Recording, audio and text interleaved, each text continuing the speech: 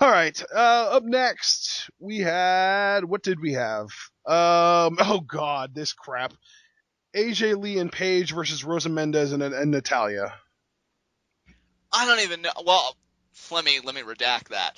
I know one storyline that's going on here with Paige and AJ. Apparently, though, there's this other like Total Diva storyline Yeah, going of on that we'll see course, it's play out over the Total season. Divas, dude. It is Total Divas. They are recording this for the show, and it is probably going to be on an episode in like 3 or 4 weeks.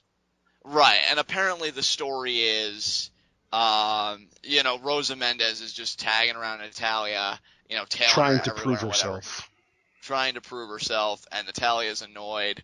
And we even saw that in this match because Paige was really taking it to Rosa, the headbutts, the knees, and everything else.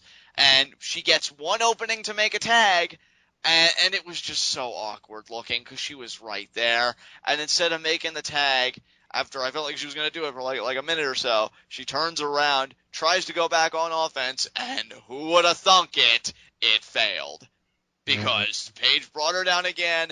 AJ stole the tag, got the Black Widow locked in, and they win. And in the post match, we get yet another moment between these two that I don't even know what to say about it, know what kind of substantive commentary to offer about it, because AJ takes Paige's Divas Championship. Paige looks like she's on the verge of a freak out. Like her facial expressions, what she's emoting is like, get your hands off my championship. What are you doing? And then AJ puts her lips to it, kissing it. I'm like, oh, that's fine. She's showing, well, it's gonna be mine soon. It's whatever. But then Paige gets it, and I guess to return the mind games, she kisses the championship. Now, I'm not trying to be a pig or anything like that here, but it would almost really seem like WWE saying, look, guys, they kissed each other by proxy. Like, I don't even know what's going on. Yeah, I want to know when the WWE decided to bring back Eric Bischoff as their general manager because they are seriously hinting at HLA right now.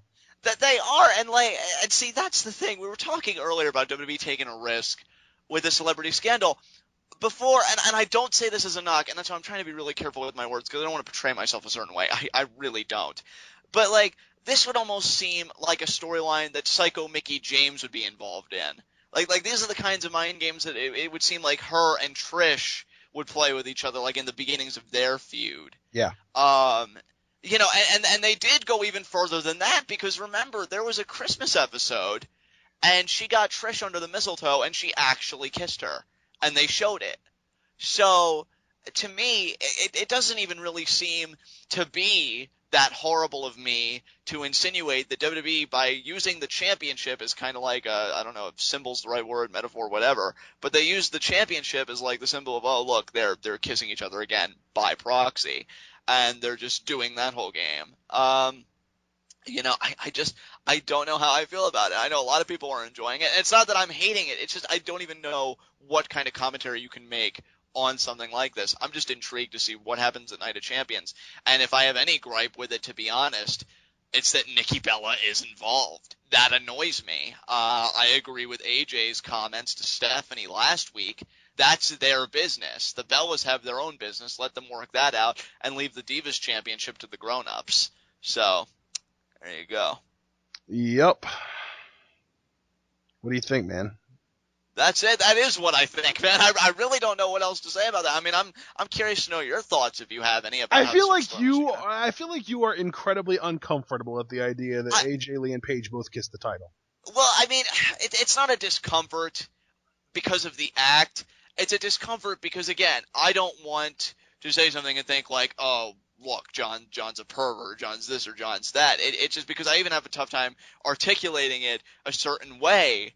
And like, I enjoy that these two are playing mind games, but I'm waiting for one of these two to just kind of snap and beat on the other person. Like honestly, dude, after AJ kissed the championship, I thought Paige was going to smack her and it was going to devolve into a physical altercation. Her reciprocating it caught me off guard, and maybe that's the reaction they want. Maybe WWE is using these two women and this psychological warfare going on to the point where they don't even want us to know what's really going on in either of their heads, because then you really couldn't say that they were crazy or psychotic or what have you.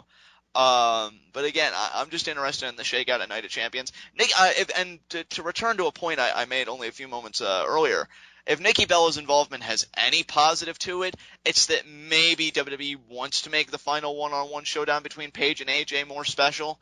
I mean, heck, maybe it'll pull a Lita and Trish in main event of Raw. I don't know. I wouldn't put anything past this company at this point. But to me, Nikki Bella's involvement does signify one positive, and that's that AJ and Paige's business may not be over even after Night of Champions, because it just wouldn't seem right to have it end with a third party in the mix. Yeah, I mean, obviously Nikki is only in that match to eat the pin. I wish I could disagree with you, or wish I could agree with you, I mean. But dude, you need to remember, in the existence of Total Divas, not once has one of the Total Divas ever won a championship, despite just about every single one of them having championship opportunities. That is true. They're not going to put a championship on one of the Total Divas. Nikki is in this match to eat the pin. All right, then. Just my observation, but I don't think that there's really...